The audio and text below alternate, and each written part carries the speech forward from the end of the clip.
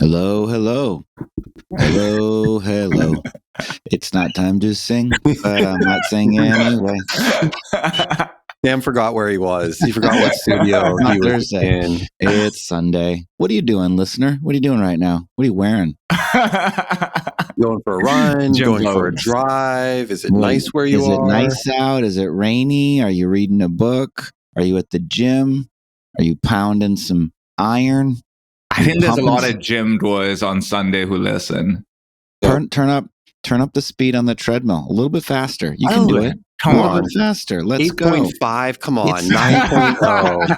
That's what we need right now. AJ, right before a cold plunge, he's at 10.5 on the treadmill for 20 minutes. No, I can't turn the treadmill up that high. It stops at 10, unfortunately. I'm maxed out all the way through.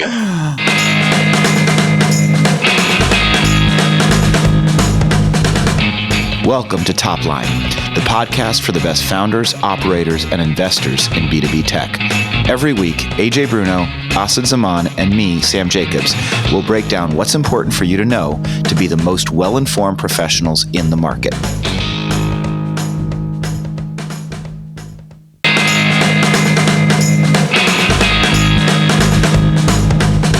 What do the revenue leaders at Google, 3M, IBM, Shopify, Square, and Cisco have in common?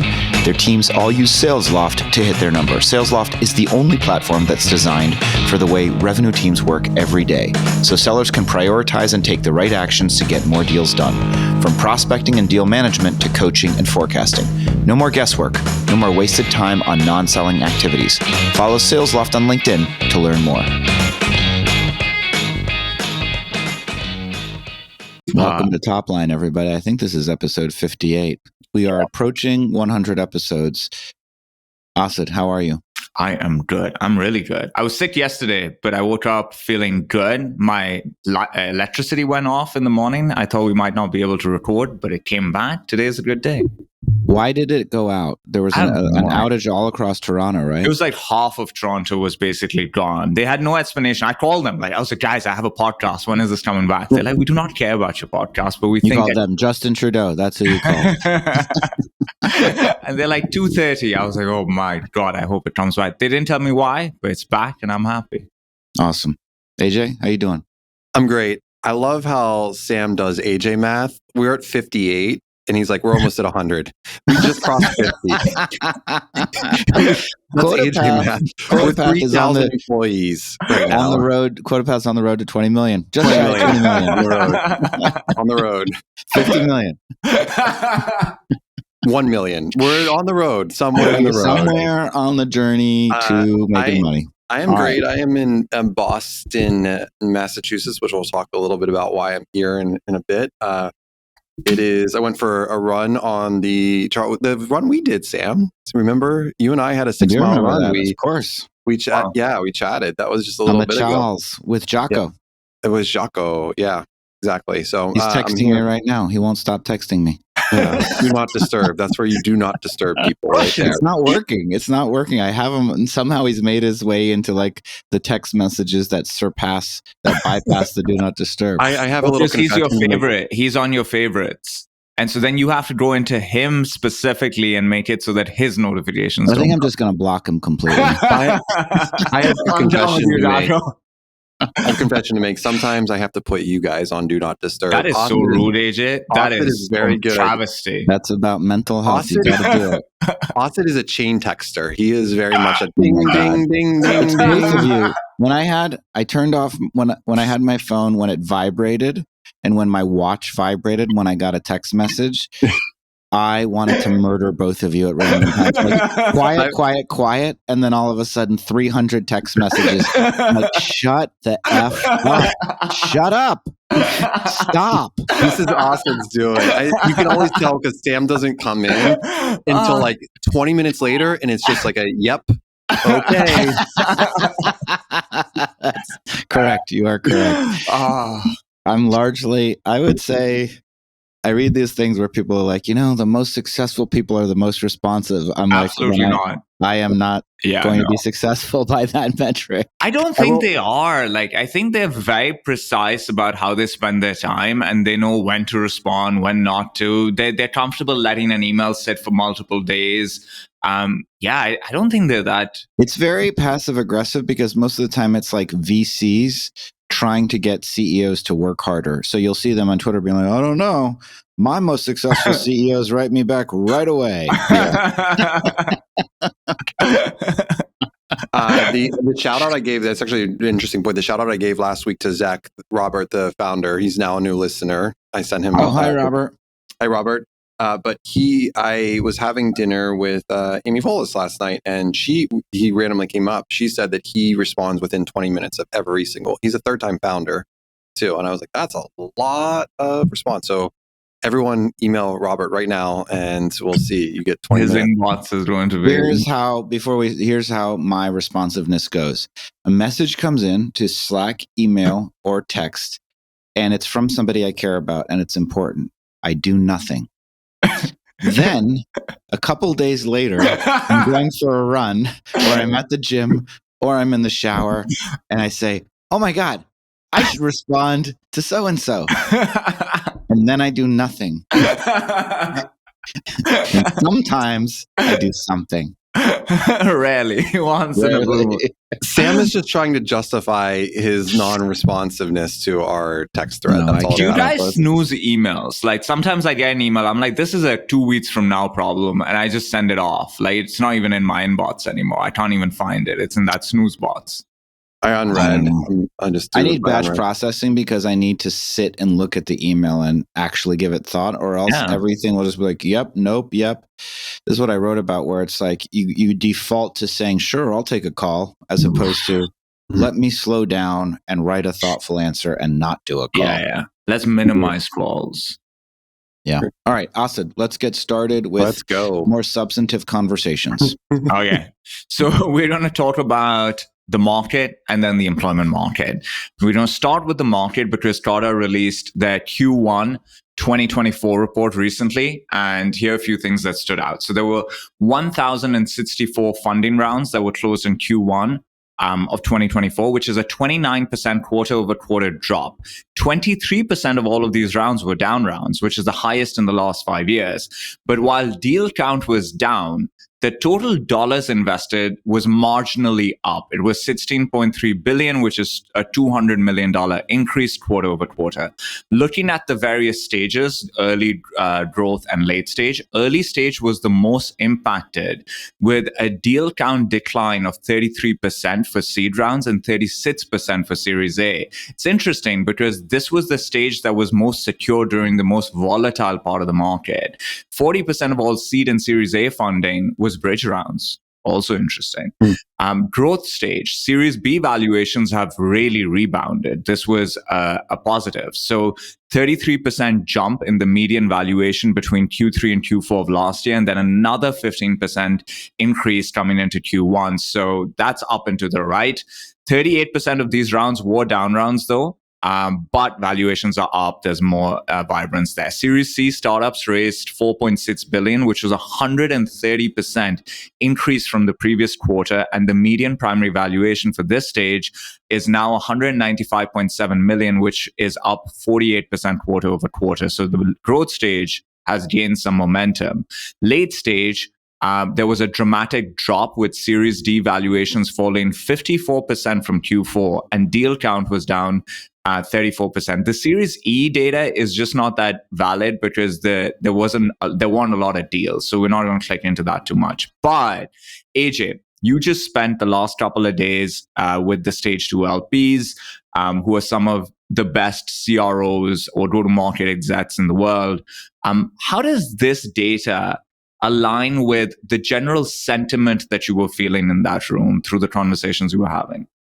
Yeah, first off, so we can give the listeners some context on what you just said, Asad, on what Stage 2. You all are familiar with Mark Roberge because you all listened to the episode 2 weeks ago with Mark where we hosted. And actually, for Asad and Sam, I'll just say this: Mark previewed his keynote with us Ooh. I was actually Graham on my team who was in the room.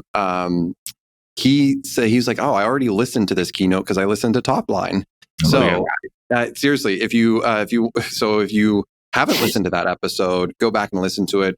Mark gives a very great review of AI, GTM, fundraising in AI, and what that looks like from a fundraiser. So he gave the LPs that point of view on what's going on, and asked some really intriguing questions. I think the question that he asked that I wrote down, which is, if you're in the boardroom, what is the company's plan? I forget how he phrased it. Maybe you two remember. What is the company's plan, and like how this gets solved? How do companies solve this in the future? Something to that regard. So it was really good. The LP, so that's one part of context. The stage 2 itself is really this go-to-market seed to Series A coming in. The partners like Liz Christo, Dan Heck, Anu, Mandy, of course, Jay and Mark themselves are really operationally minded in go-to-market. And they back this up with the LPs. So the LPs are limited partners, people that invest in the fund. And it is hundreds of the brightest minds in like the go-to-market function. So, just an example, I had a great conversation with Pilar. She's the COO of Cisco. And she manages all of Cisco's acquisitions and Thousand Eyes and Duo Security. And so that was just really fascinating to have the conversation of how do they take these pieces and roll it up into a massive company like Cisco. I'll just give you some like level of it. There's a lot of Oracle, a lot of IBM, a lot of Microsoft folks that have gone on either to startups or they're still at those organizations. And the reason that they invest, and by the way, Stage 2 just launched their 4th fund. So they're on Fund 4. They give updates. I won't go into those details, but Fund 4. And the reason they do this is so that these folks, these LPs, who are later more experienced in their career, start to get more involved in early stage. So they're a great bridge to like what the data you just shared is a really interesting dynamic because it's this conversion and confluence of the portfolio companies, of which there are many represented, and myself included. So I'm an investor in LP, and I'm a portfolio company of Stage 2. So you see this confluence. The conversations and how that matches your data, the data you just said, Asad, is fascinating because of the numbers we saw in Q1. And you're going to get to the earnings data here later. So you have a lot of these operators, CROs, that are probably still trying to figure out this world and went through a challenging quarter, but then are asked to invest in early stage as well. And I think that was kind of an interesting dynamic where you're starting to see executives, I think, leaning more into early stage for that reason, because they're... AJ, do you mean investing in early stage companies, or do you mean buying solutions from early stage companies in the same way that Mark on our show was saying we're trying to get the portfolio or the LP base to trial some of these AI products? First investing. Yeah, because what Mark said is true. I actually had that exact, because Asad questioned me on that and I disagreed with him on that episode. You all remember? And I said, you know what? I'm going to go get the data to support that. And so every conversation I had, I asked the question. I probably had 20 conversations. What early stage AI company have you bought as a tool? How many people do you think out of the 20 or so that I asked said that they have something? Something? They got early stage ChatGPT subscription, maybe? No, out of 20. no, not ChatGPT. 5 out of 20. 5? 2. Wow. 2 out of 20. And so that was something that I was just found pretty interesting. And then I had asked them, like, well, what have you looked at? And then they went through the Mark and the like, oh, we're valued. All of them said the same thing. Did you feel that they were not leaning into this because they were being blocked by legal? Or were they just not that interested right now? There were other problems to solve. This is not... Well, these are execs. So they pass, like the thing that I saw a lot was they would look at it from Mark and then pass it to the right team. So they weren't all directly involved in the evaluation or are not So as part of it, What do you think about that? Like, do you think that this is something that CROs of big companies should be just delegating to various levels? Or is the opportunity big enough that if you're a CRO, you should kind of be on top of it? How do you feel about you should that? be on top of this. I think if you're a CRO, it doesn't matter where you are. We're all learning here. Asad. Yeah. All of us are needing to take a step back and be a little bit more humble that the world we saw 2 years ago is not the world we should be learning and be at the forefront of these. Now, to Stage Two's credit, that's why these people are in the room in the first place, because they want to learn and they're investing to learn. And I think that that's really great. But at the same time, if they really want to learn, then get their hands dirty. Become the customer of these tools. Don't even become a customer, but look at it. Like, see what's happening, understand it, because at some point you're going to have to make moves. And if that's when you're starting to learn, somebody else who is more of an early adopter type of person will lean in before you and gain an advantage over you. That's the problem with this mindset. I think the other side of it, though, is that Mark, which he said on our podcast, is that he was wrong about it everything a year ago, and he said that as well. So I wonder if that, that signaling says, "Oh, we have time." Mark did a good job. For the listeners, he said that he was wrong. Correct me if I'm wrong, AJ, but he said he was wrong about SDR. AI replacing the SDR. And sort of eating into the role of the salesperson. And I think what we said was, or at least what I said is, AI can enhance the role of a good SDR because it can create better data hygiene and better true personalization at scale. The example that he used was, imagine we're on this Zoom call right now, and this is a demo, and you have like a little floating head right here that is like a solutions engineer AI bot, and it's just like, hanging out and listening. Maybe it zonks off for a little bit, but who cares? And then a question comes up and it like stands to and helps answer the question.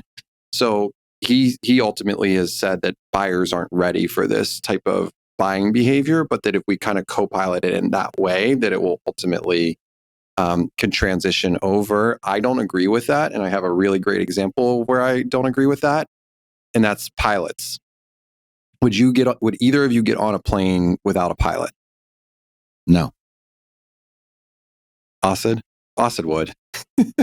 He's thinking about it. I would get in a car that doesn't have a driver. So I'm trying to understand why I feel more insecure getting into a plane without a pilot. Even though I know 70-80% of the flying is done by autopilot today, I don't know why I feel like I need flying. Asad, almost 100% is done by the plane. There you go, right? Yeah. It's funny because flying is far more predictable as sort of a modeling exercise for computers, because there's not potholes and weird side streets. It's just the air and the runway. Yeah, you're right. The weather is the thing, and that we've modeled that over and over the last century. So it's just fascinating to think about some of these behaviors. But I think the manual piece of it, and I know we've discussed this, and we can move on after this. But I'm just don't see it. We're such human beings. We just like need the connection piece of it. I can definitely see the co-pilot piece of it, but not the buying agent to agent. But AJ, what was the vibe in the room about kind of deal flow, the ecosystem, the market? Asad gave us some interesting data where we have talked a lot on the show about growth equity being in trouble, but seed and Series A being vibrant. I think Asad just said that seed and Series A were down, but Series B is up, but maybe it's just on a relative basis. We can connect that to, we will connect that to earnings reports. But what's the vibe in the room from the LP base on the market and what the more positive than last year? Last year, I think I talked a little bit about this, where you had a lot of CROs, you had a lot of burnout execs that were like, I'm going to go into consulting. And that had been like, just felt like they were done. I didn't get that vibe this year, which is good. But I ultimately felt like there was actually very positive. The content was really good. The 3 portfolio companies that spoke did a fantastic job. And then Mark had a Q&A with Brian Halligan that I think went well. It was just a very well run, so that was part of it. And that I love vibe. Brian Halligan. Yeah, Brian. told some stories about how he saw the world and the bets that he made that were good. So I'm sure we've heard those stories before. Okay, so I had heard all the stories. That's the truth. That's the tricky thing You about haven't heard all of the stories, AJ. Okay, let's jump into the late stage. Late stage data was quite fascinating. Series D valuations down 52% from Q4, deal count down 34%. Now, we had seen an increase in valuations at this stage in Q4, and we discussed that our assumption was that investors now see exit potential, so they're getting into these stages. Not because of the IPO market. We said that we don't see the IPO market being vibrant in 2024 for various reasons, but M&A. M&A is the reason. Well, what's happened though is that M&A was only up 5% from Q4 to Q1 and has been relatively steady for 5 quarters in a row. At the same time, shutdowns are up 58% year over year, with 254 companies shutting down in Q1. It feels like this bifurcated world where there is a lot of pain, but there's also wins and productivity. And Sam, you've said this really well, that this is the year where you can achieve growth and a lot of it is going to be up to execution. Putting AI aside, that spectrum, you see it through the conversations you're having. Is this the setup for 2024? Like, this is what 2024 will feel like for most of this year, based on your reading of this as well as the conversations you're having? Yes. My view on 2024 hasn't meaningfully changed. The thing that's probably changed is that the rebound has been slower, and as a consequence, but I don't know that I really felt that differently than I feel right now. What do I feel? That interest rates will come down. They will come down in the middle to end of Q3, maybe a little bit sooner. The economy and the markets, even today, as we record this, are more optimistic as a consequence of that. The consequence of interest rates coming down and a little bit more of this kind of productivity, which is good companies or execution-focused companies doing well, like QuotaPath or STA or Pavilion, and poor companies leading to down rounds or having to shut down. I don't think that that's going to change meaningfully, but I still think the consequence of all that stuff is that the second half of the year we'll see a lot of M&A activity. And I think it'll probably be most acute right before the end of the year. So I think September, October are going to be pretty big months for M&A. I personally know, at least in our ecosystem, all of the professional services firms are for sale. Really? Yeah. Oh, yeah. And I know of a deal that closed this week, or maybe it was last week, of a professional services firm selling to a larger strategic. I know that every other professional services firm is actively trying to think about, are they for sale? Is a certain part of their business for sale? Or should they be the buyer? Should they look to acquire or consolidate? And in some ways, Pavilions is we're not for sale, but we're sort of poking our nose into some of those conversations too. So I feel confident in our prediction that this is still the year of M&A, at least in our ecosystem. And I think, the thing that gives me pause, which nobody talks about, is the debt, government spending generally, and the interest payments that we have on the debt, on the federal debt, and the imbalance that we have in our federal spending relative to what we might need in terms of prudence to have a truly healthy and sound economy. Now, at the same time, that's all compared to what? It's compared to other countries that are doing the same thing that we're doing. But that worries me. But otherwise, I feel pretty good about, I feel really grateful that I'm in the market right now. I will say that. Yeah. I think that there's been a little bit over the last maybe 6 weeks, 8 weeks of malaise and a little bit of consternation and fear. And, a lot more people saying, hey, a rate hike is more likely than a rate cut. And today I feel like the second half of the year is going to lead really well into 2025, and 2025 is going to be a good year. That's what I think. Sam's been very consistent about this, so I appreciate hearing that. Asad, your brother's an economist. Does that match what your brother I mean, he's on MSNBC or whatever. No, what's the Canadian? He's on some other channel. No, he's in New York. He's a New Yorker. He's a Wall Street guy. His company is called Wall Street Alliance Group, so he's very much a New Yorker. He feels very similarly to what Sam said. I actually gave a brief of his take on the market in our Slack channel. So if you're interested for more depth there, you can go check out the Slack channel and get it there. That's where we share interesting tidbits like this. But yeah, the high level is that he feels that the market is moving in the right direction. The consumer is still relatively strong. This last bit of inflation is supposed to be sticky, so he wasn't necessarily surprised at that. And feels that even though it is a bit sticky, it is going to move in the right direction, just not at the pace that everybody wanted. And so because the expectations mismatch reality, you get very emotional takes from people. But it'll probably play out just the way Sam said, which is over this year, it'll continue improving. And later this year, you're going to have, I'm not sure about the M&A side, but once the election is done and the rate cuts begin, you're going to see some openness in the IPO market for companies that are not the highest of high quality companies. Right now, the ones going public are really just the best companies ever. There's the tier below that are also really good. But they can't go public right now, and they will be able to just as soon as the rate cuts begin. And that creates a lot of liquidity in the market downstream. You get millionaires who were the employees who become angel investors. You get investors who get liquidity back. They can return it to their LPs. They feel less insecure spending the money they've already raised from their LPs, because a lot of people don't realize you raise a fund, you still have to do calls for each deal that you're doing. You don't just get a 500 million into your account, right? And so if you haven't returned much, you feel a little bit insecure doing more deals. And as soon as you start returning, you just are able to pull money a lot easier. The other. Asad, it's just one example, but it's really interesting in what you just said in terms of early stage employees getting liquidity and then they go invest. Well, the other thing that they did in 2019 and 2020 is they started companies. Yeah. And one thing that's kind of interesting, they're first-time founders because they were executives and they made a decent amount of money, is that I am starting to see, there was a conversation I was having yesterday and this person looked at their phone, they go, oh, shoot. And I was like, what? And like, I just got an email. They're an investor or shareholder in a startup, and they said, just got an email asking if we have any claims against this company.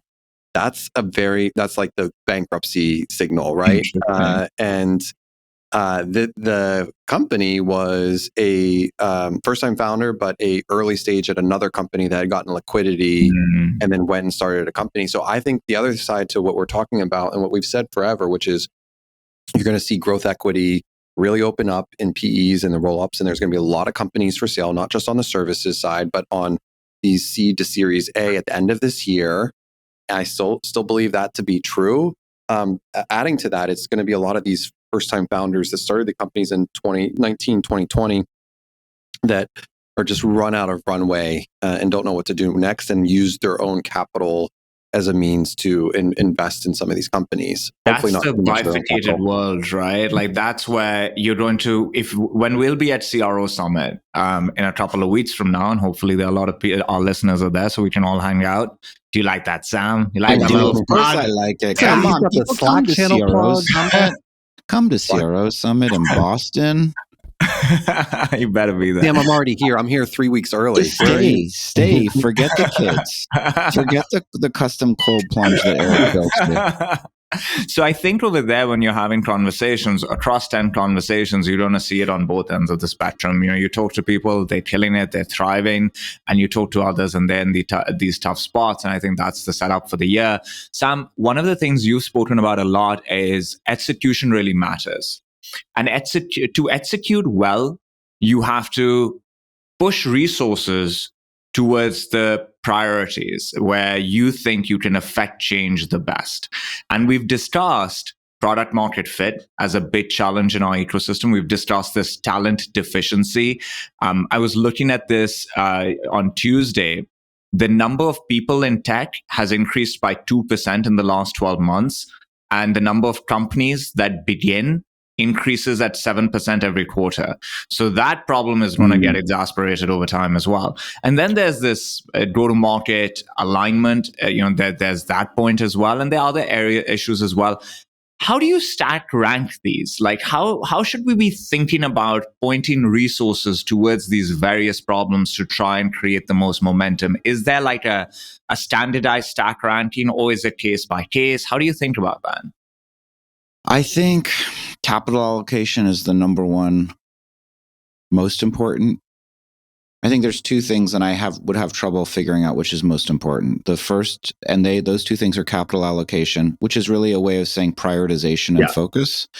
And the second, and closely related, and I know it's something near and dear to your heart, is talent management, is the quality of the team and the quality of the people in the organization, and making sure that we're all using this as an opportunity to raise the bar on the quality of the people that are in our organization so that we can execute. But when I think about, because it is really interesting, it's not just a tale of, I was just on a CEO Pavilion call for the group of CEOs that are between 10 million and 50 million in revenue. So I'm not giving away anybody's private details, but we had the CEOs of Chili Piper and Retention.com and Chowly all on that call. And all of them actually are doing pretty well. Now, what does doing pretty well mean? Well, in some cases, it definitely does mean profitability or close to profitability or a reasonable burn relative to their balance sheet. And the second thing that it seems to mean is they've made a series of difficult decisions that streamline the organization and the business and get to more efficiency, which is a way of saying profitability, perhaps. But it really has been a difficult process for some of those folks, including me, to make these decisions on talent and on prioritization. But the point that I'm getting at is that doing well in this instance is actually sort of what I talk about a lot, which is reorganizing their lives so that they're prepared to do this for an extended period of time. Yes. And everybody on that call, some people were talking about getting to 100 million, but I know for a fact they're at 30 or 35 million. So they're not talking about something that's going to happen tomorrow. Everybody seems more resolved and tougher in a way, and fewer people saying, I need to hit my Q2 target so that I can fundraise next quarter. The people that were in that situation either did a bridge round, which is sort of what you mentioned, Asad, or they figured out some financing solution. But again, the thing I'm taking away is like there's a group of people that are folding up. What do they say? Folding up shop, folding up camp, closing up shop. Closing up shop. There we go. And there's a group of people, it's not even that we're all aware. AJ certainly aware. I'm aware of, M&A possibilities. But most of us, to the point of everything we talk about as it relates to mental health and physical health, most of us are saying, whatever. Yes, I'm going to position my company in the best way, but I'm also prepared to do this for 5 more years if I need to. And let me design my life in such a way that I'm prepared to do that. I'm not going to die doing it. Like, I don't want to run myself into the ground. That part's also really important. I love seeing this shift because I did feel that when the market was frothy, everybody was so focused on outcomes. And it was less inspiring to have those conversations. And it's way more inspiring to see that builder energy come back into the ecosystem. Because as soon as you change your time horizon, if you're thinking about 5-10 years, 5 years is still short in my mind. Like if you're thinking 10 years out, or you're saying, I can just keep doing this, then you start really with thinking about the bets you want to make that equip you to thrive in that timeline. And that energy is really fun to be around. So I like that shift that's happened. Sam, question for you, and I know someone's sensitive. I'd be curious in that 10 to 50 million, I expect that there's some level of venture funding in the room that you were in with the CEOs. Did a board conversation and how boards are reacting to that shift or that mind shift, or are CEOs not sharing that with their boards? Like, did that come up in conversation at all? It's really interesting. So most of the companies that were on that call, they're first of all, 60% were venture funded, but 40% were bootstrapped. And those that were venture funded, I know for a fact, maintained enough control that they didn't sell their soul. It wasn't a 13-person board after 15 funding rounds. So I think board management in that call did not come up in the same way that it might for a company that was deeply underwater, deeply over its skis, but still thinking of some of the companies on that call, still some of those companies are far away from the valuation that they raised at, but they're efficient enough that it's not that much of an issue. Yeah. And I thought that was, to your point, Asad, it is inspiring because it's forcing all of us to become better at making execution-based decisions. You said, like, if you could stack rank, how do I think about it? And I think capital allocate, which is again a way of saying, like, let's make sure we're doing the right things. Yeah. And let's make sure, because we are capitally, we're efficient, which just gives us time. Let's make sure that we're iterating on improvement. The thing that's different for me this year as a CEO, to the point of everything that I've been talking about, is the time horizon. Exactly to your point, Asad. A couple of years ago, I was looking to my left and looking to my right, and Alina and Nicholas from Chili Piper got this massive exit, and all these people were making all this money. And Paul Fifield from Sales Impact Academy was raising $20 million from HubSpot Ventures and MIT and Mark Roberge and all this stuff. And it was this big FOMO where I'm constantly comparing myself based on how much money I have, or how much money I think they have, or what I think they're going to be worth versus what I'm worth, or what I think I'm worth. And because of a lot of things that happen both professionally and personally, I'm just in a very different headspace right now. And the thing I'm proudest of is beginning to live in the now and saying, it doesn't matter what my bank account says. Wealth, as our coach says, Asad, wealth, it's a point in time. Your bank account is a point in time, but you are a better resource than you know. And if you can just take a long-term perspective, like we're executing a plan this year for Pavilion. It's all about improving the member journey and being far more prescriptive. And that plan is not over 6 weeks or 8 weeks. When I first started doing this, any plan that was longer than that, I was throwing out the window because it's way too slow. Mm-hmm. Now I'm thinking about years. I'm thinking about 2024 is this kind of year. 2025 is that kind of year. Yep. And if, and what does it mean that in the middle of May, I'm doing a specific thing? It means I'm going to keep doing my thing. I'm going to go for a run as AJ did. I'm going to keep my head down, try and create some content, like we're doing right now. But my point is, like, this long-term time horizon, which is enabled by efficiency. It's enabled because we're profitable. And as a consequence of being profitable, I'm not terrified every day that I won't get to do this tomorrow. The talk yesterday, Mark brought up Amazon and Bezos and like the shift change innovator's dilemma that like he talked about. It's literally our podcast, it seems. He was literally our podcast. So definitely go listen to it if you haven't already. But the thing that he talked about was this idea in 1996, Bezos wasn't selling books. They had a list of 100 different things, and books just happened to be at the top of the list, the distribution, all of the things, warehousing, Walmart was sleeping, blah, blah, blah.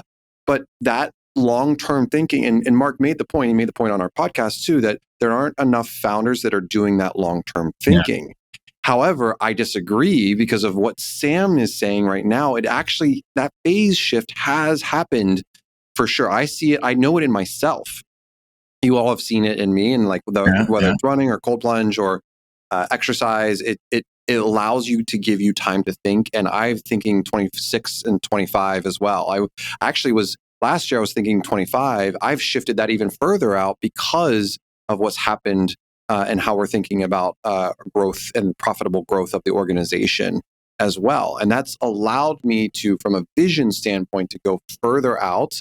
And sure, it brings in AI, and it brings in all of the crazy stuff that that's exciting. That OpenAI did yesterday, or 2 days ago. But like ultimately, it's empowering, and the confidence that we can do it that way, I think, is something that I'm enjoying. You got to enjoy the present as well. You can tell the difference between somebody who is giving you their vision, who is thinking of getting out in the next year or two, versus somebody whose time horizon is much longer, because that vision is a lot clearer. It has a lot more conviction because they've spent more time thinking about it and they really are trying to get there, right? And maybe they'll get an outcome before that, sure, but they've got this vision and that's what they're building towards, and that's what energizes them. And I think that's very attractive. That type of builder energy is just very different. It doesn't feel transactional. It feels very inspiring.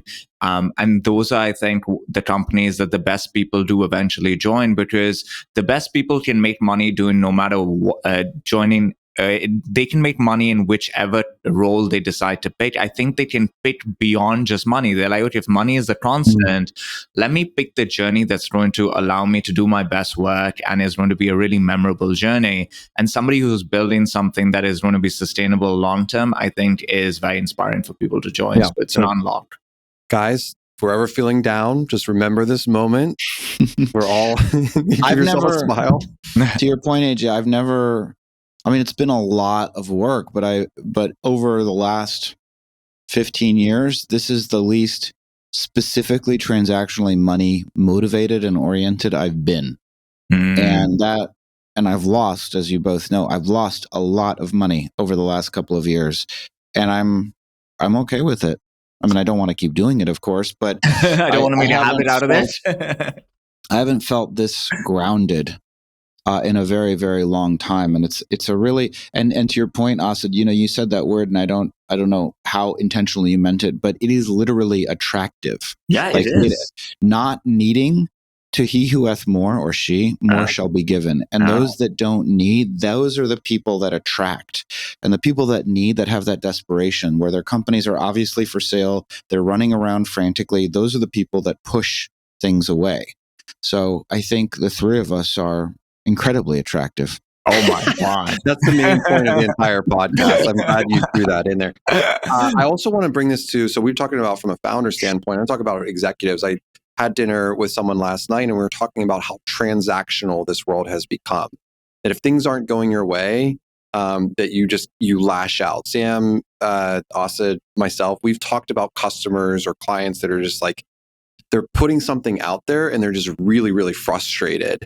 And I know, Sam, you've texted in the past, like, how should we react to these? Like, that almost feels like a plea for help in something. So, like, the other thing to say is if you're an executive out there and you're feeling like you're transactional, take a pause, give yourself some grace, give yourself a moment.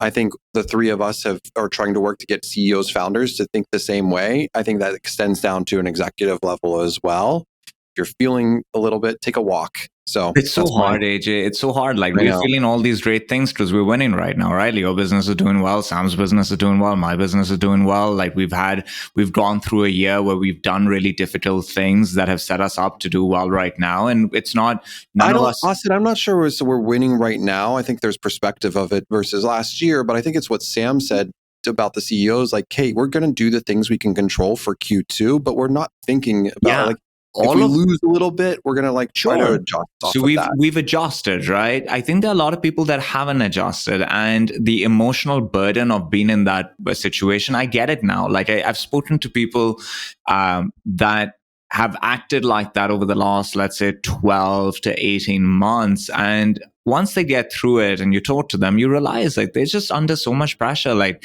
it's very hard for them to think so clearly and be so finessed with their actions because their world is falling apart. And that's also part of this bifurcated world where, it's not just companies that are winning and losing. It is the humans within these companies and how they feel. You're going to have one end of the world that is feeling like us or even better. And then you will have the other side of the world that is lashing out. And we have to have some empathy for that because their world is falling apart. They're part of the 250 companies that are shutting down. That person doesn't have grace in that moment. We have to give them grace and be like, their business is falling apart. This person is going to lash out, and it's okay. It's okay. We probably would if we were in that moment too. I think people complain a lot about it, and it's okay when you receive it. It's frustrating, so you should complain about it. But we have to also empathize with it.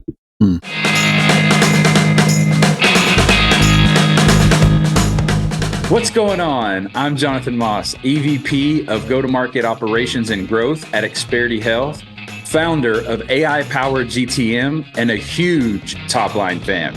If you're a CRO or sales executive, listen up, because this is something you don't want to miss. Mark your calendars for June 6th and head over to Boston for the Pavilion CRO Summit. You'll get to hear from top-notch practitioners like Mark Roberts from Stage 2 Capital, Hayes Davis at Gradient Works, and Aaron Bates of Crossbeam. They're diving into the essential topics every go-to-market executive needs to dominate in 2024.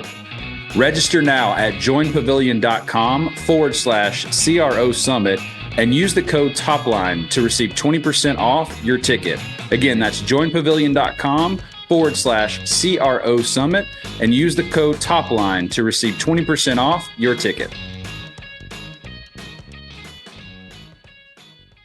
Let's click into the earnings reports that have come out. And there's something very specific in there that I want to talk about. So Q1 earnings are out. They were not that good.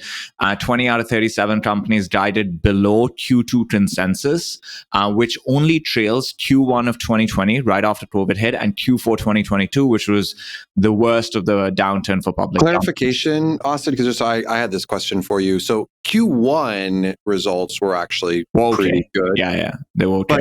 But when you say were only worse, the only 2 quarters that were worse, are you talking about the guidance forecasting, or are you talking about the actual results? So the analysts have their thought about what you should be saying you're going to do in Q2 and beyond, and then the company comes out and eventually says, this is what we think we're going to do, and there was a mismatch there. So they guided below consensus in the market, but their Q1 numbers were okay. It was what they were saying about the rest of the year that was not that exciting. So there's a chance for those to rebound and be wrong, but overall, as a whole, the cohort was down, so not a great chance for that to be wrong. Companies are usually quite precise about what they're saying about where things are going, because they have to hit marks, right? So they don't want to oversell. They also don't want to undersell too much, because analysts catch on to that. The thing that was interesting here is the HubSpot CEO said this very specific thing. Switching gears to macro, after a strong finish in Q4, we saw a return to weaker demand conditions in the first quarter, similar to what we experienced in 2023. The buyer urgency that we saw in December did not carry over into Q1. Instead, we saw a return to higher scrutiny of budgets, more decision makers getting involved, and a need for more demos and proof of concepts before signing on purchase decisions. At the top of the funnel, we saw lead flow shift from higher quality inbound and partner sourced leads to lower quality rep source leads. This shift, plus the lower buyer urgency, slowed down deal progression. In some cases, pushed deals out from Q1 to Q2. AJ, this comment around higher quality inbound and partner source leads versus lower quality rep source leads kind of stuck out to me. Do you view leads like this? I don't think rep source leads are that low quality compared to these other channels. Well, this was a fascinating quote. For me personally. So Yamini, first off, Yamini's done a phenomenal job. It's no surprise, HubSpot has taken off since she's become CEO. And you think about where she came from. She was a chief customer officer at Dropbox, and then at HubSpot, of course, before she became the CEO. And so I think she has it she makes these quotes, and I think about where these quotes are coming from and what the business is doing. And we're partners with HubSpot, but everything I'm going to say is public information. And it's no surprise that HubSpot is moving, finally, after 15 years, they are moving more up market in what they're trying to do and trying to achieve.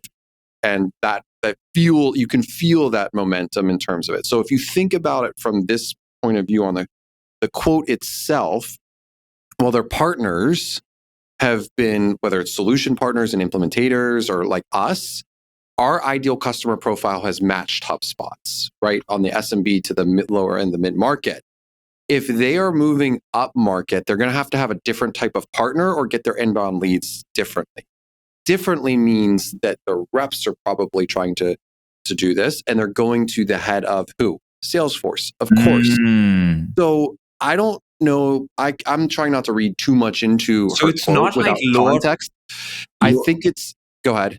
It's not lower quality because it is a specific channel and the quality that comes through that channel. It's more that the reps are going up market. We're competing against Salesforce. And so our close ratio on that is going to be lower because Salesforce is a totally different game. It's a methodology. Exactly. And I think that is probably what we're seeing, where they're kind of hitting it. Now, do they push through and break through that ceiling? One quarter isn't going to tell us if that's true or not.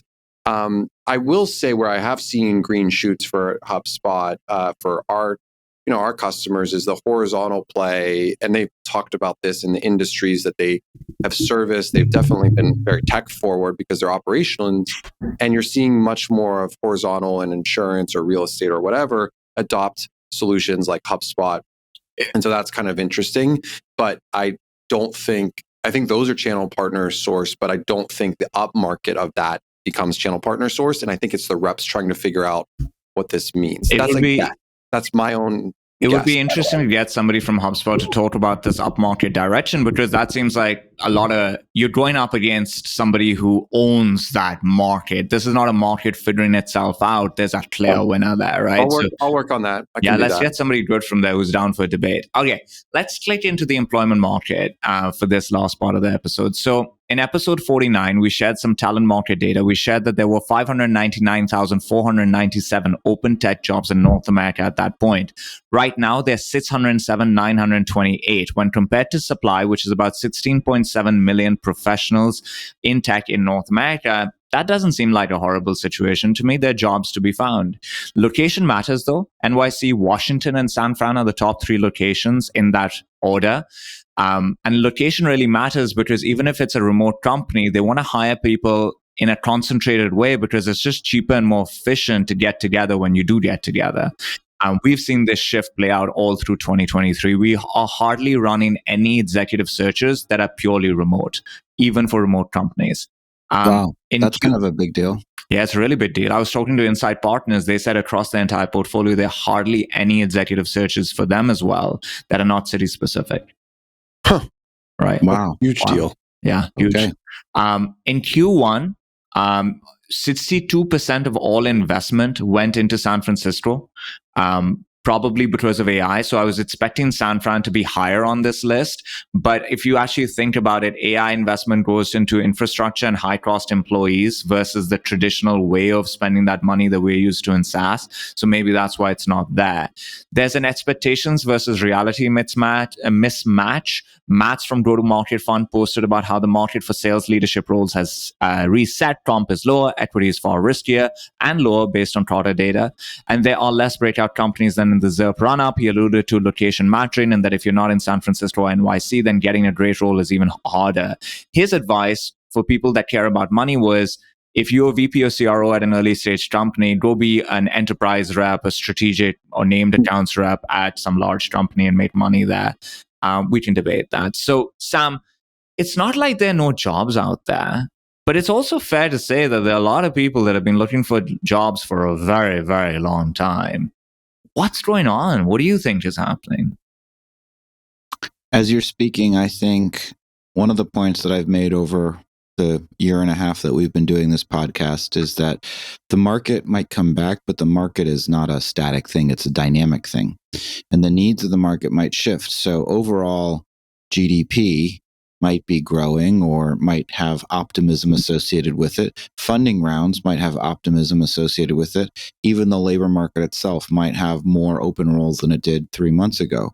But the nature of those roles and the expectations of those roles might have shifted in the time period between when certain people went out of work and when they are seeking to come back into the labor market. I can tell you, anecdotally, within the executive jobs channel and the on the bench channel and the executive compensation channels, these sub-communities within Pavilion, there was a very healthy discussion about people saying, hey, how long should I be expecting to search? Because it's been a while.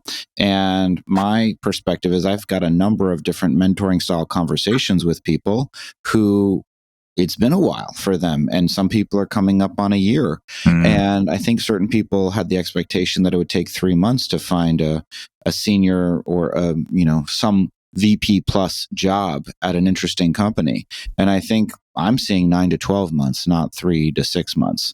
And that doesn't mean people can't find roles. Nicole Voyno-Smith, the former CMO of Tackle, just took on a great new role. Kyle Coleman, CMO of Copy.ai. So there are opportunities for talented people with good networks, probably that are members of Pavilion. Mm-hmm. But I think people are surprised. And I think to your point of what's going on, I'm thinking of one of the people that I mentor. That person comes from an agency background and comes from a B2C background and probably at some point got into the startup ecosystem or the high growth ecosystem, but their skills are not a direct match for what companies are looking for right now. And brand expertise and people that really aren't, there's always a role for technical demand gen people. That is going to be true for a very long time because everybody needs leads and they need opportunities and they need mechanisms. And they also need, I say technical because they need people exactly what we were talking about the first part of the episode. They need people that are experimenting with AI tools the same way that we are experimenting with Copy AI or I'm experimenting with Fixer AI. But the point is, there's a lot of people that are kind of mid to late career where the market has shifted away from their skill set and they are effectively having to retrain themselves, re-educate themselves. And that's why there's a lot of conversation about ageism within this community of people that have been looking for a long time, because they're all worried that even if they're, mid 40s, early 50s, that they are somehow all of a sudden, they had a great job in an industry that had been around for a long time and were making good money. That industry shifted, that industry contracted. They were dumped into the tech ecosystem, perhaps because everything's in the tech ecosystem or adjacent to the tech ecosystem. But now they are out of touch with some of the direct skills that CEOs and investors are looking for that can make a difference right now today. And that's sort of Max's point. And it's the same point that we've been making and that I make at Pavilion. There's not a lot of room for somebody that needs 15 people to do everything for them. There's not a lot of room for somebody that says, I'm not the person that does the work. I'm the person that hires the people that do the work. Well, me and you, Asad, and AJ, and many, many other CEOs, including the ones that I was referring to on the call that I was on today, we've all become quite enamored of efficiency. And we've all enjoyed either being profitable or closer to profitability. And we've enjoyed that. Turns out 3 people can do what 7 people used to do if they're the right 3 people and they're deployed in the right way. And it still doesn't mean necessarily that they're working 80 hours a week. It just means they're very productive and they like what they do. And we're hands-on keyboard, so other people have to be hands-on keyboard. Yeah. Well, great people. That's writ large. That's what I think. What do you think, AJ? Well, I was going to say great people with great networks, and yet Asad Zaman will still not hire me. So, well, he'd hire you to be head of marketing. Oh, head of marketing, but not as CRO. He's not giving you the C title until you sorry, CR, not the head of marketing. I get the head of marketing title. You're doing a great job. You're 100% right on the talent side. We had a director of demand generation role go out last weekend and had 300 people apply within 48 hours. 300. And some really great talented people. And that's not AJ math, by the way. It was legitimately 300. So you see it on that side. But on the other side of it, I think what the point I had made earlier to you, Sam, over text, is that we as CEOs and executives, just like the execs had been burnt out, we've been burnt out by hiring on a talent standpoint and not meeting expectations and feeling like it. So there's a level of piece to it of like, you're right, 7 and 3, we're doing it with 3. Why would we go outside with an unknown quantity and risk the business where we feel security with what we're doing now? It just doesn't make sense. And we're not going to suggest it, do it, or take on that burden because we don't know what we're going to get out of it, because all of these roles have changed. I was just sitting down having coffee with a former CMO, and she said, like, marketing is just the thing is changing overnight, and so it's like you have to do demand gen and product marketing and brand and growth marketing and ops. You have to do it all,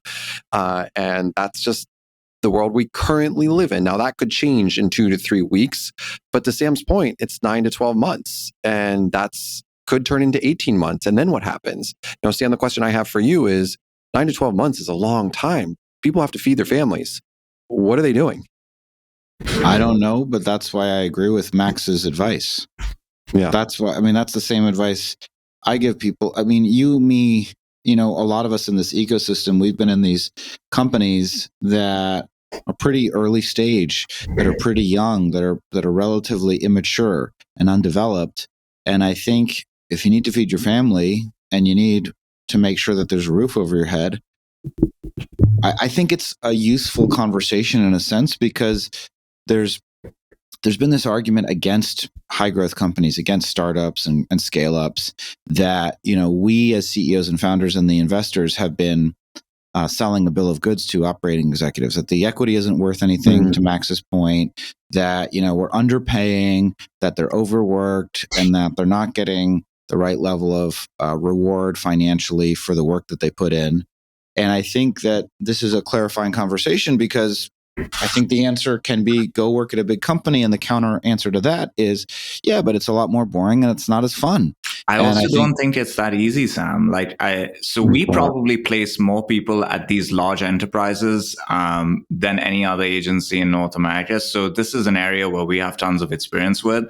When I talk to the leaders in these organizations, they're saying the very same thing to us that founders and executives hiring in the startup world are saying, which is my tolerance for risk is low right now.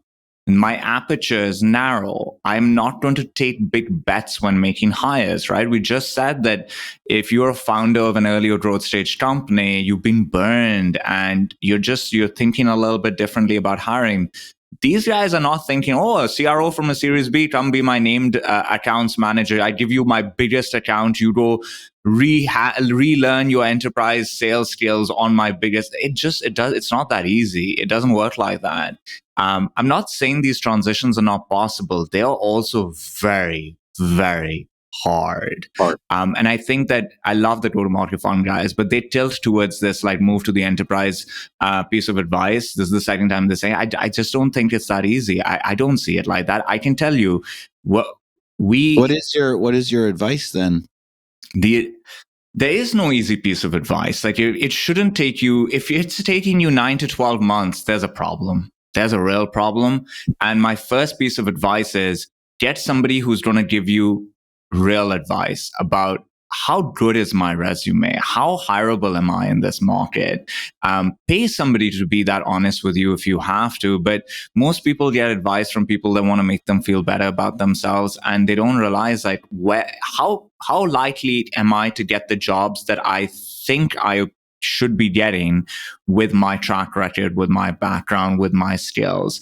And I think at that point, once you've got a real look at it and said, okay, maybe I need to rethink what I do or how I position myself. So I'll give you an example.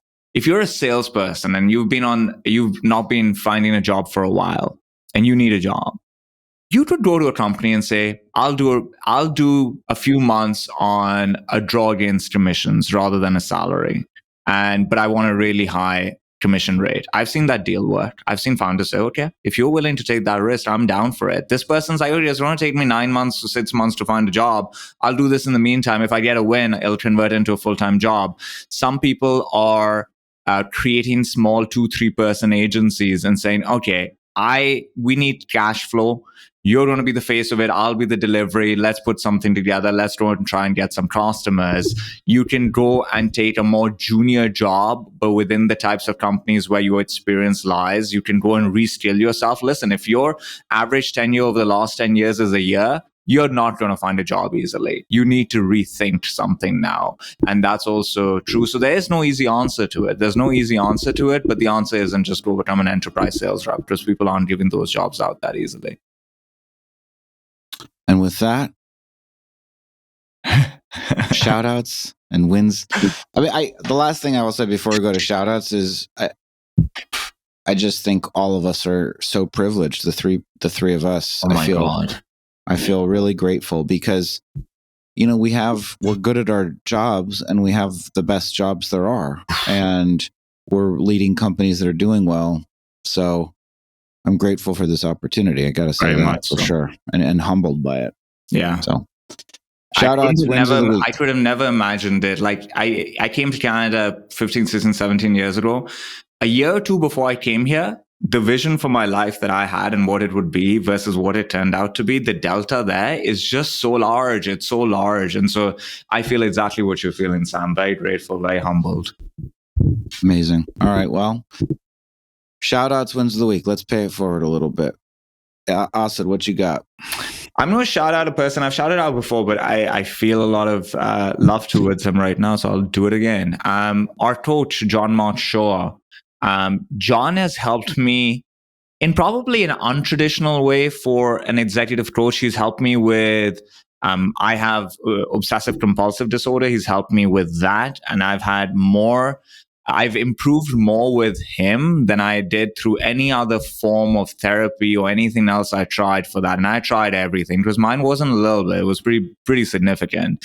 And I started working with him, and we have now made so much progress. I've been working through some other things that are more business related, and he's just helped me be calm and composed over what was a really tricky and hard period, right? Like all of us felt like we were running uphill with the wind in our faces for many quarters in a row. And then you're trying to do difficult things, but that's the moment to do them. And he taught me how to manage my nervous system. And it wasn't easy, but he taught me how to do it. And today I feel very grateful for him. And hence I feel grateful for you, Sam, because I would not have found him if you had not been speaking about him. So thank you to you and to him. You're welcome. Mr. Bruno. Hence why Asad has a miraculous career going on. I'll keep the coach going, and I'll make it very brief with Glenn Gow. I've talked about. I'm having lunch with him in Boston. We don't see each other in person. He lives in San Francisco, so excited to catch up with Glenn. He's a listener as well. Similar sentiments on progress, and just being able to see and track it is awesome. On the other side, I will give a shout out to another listener. Alex Richard Newton, Arn, is our product manager here at HubSpot. And Alex is awesome. He was on parental leave for a few months and came back, and really glad to have him back. And with the little kiddo, he said, I haven't caught up on Topline as much as I had previously, but I know he's going to listen to this episode now. I'm giving him a shout out. But he set up some fantastic meetings for us that we have some really big things coming and will be released a little later this year, probably at Inbound. We're really excited about. So shout out to Alex Arn. Let's go, Alex. Sam. I will thank a guy that I met yesterday named Stuart Mullins. And he is the COO of AMP Creative, which is Morgan Ingram's company. And yesterday I flew down to Atlanta, and we did a day of shooting video content in a nice studio. And we shot about 50 short form videos, including a new Pavilion welcome video that'll be going onto the website over the course of the next couple of weeks. And I just think what's happening in sort of the B2B influencer space is really, really interesting. It is. And I think Morgan has a really interesting vision. And I think Stuart is a great COO, and I had a lot of fun with them. And there's going to be great content that comes out of it. And it's going to be inspiring, I think, for all of us, especially for the Topline media conglomerate that we're building. So Stuart and Morgan are my shout outs. Let's go. Sam, is that a tease for some upgraded studios in the production? That's separate but related. But just in general, leaning into video content, leaning into like the quality of content creation and owning it, which we've talked about in the past, which I'm excited to do. Yeah. All right, folks. Thanks for listening. Episode 58 in the books. Listen to us on Thursday for Topline Hotline, and we'll talk to you soon.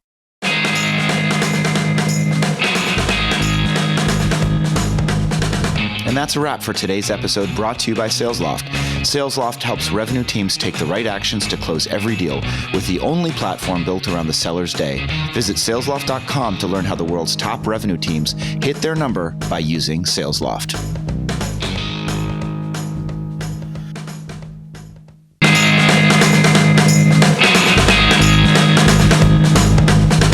Thanks for listening to Topline.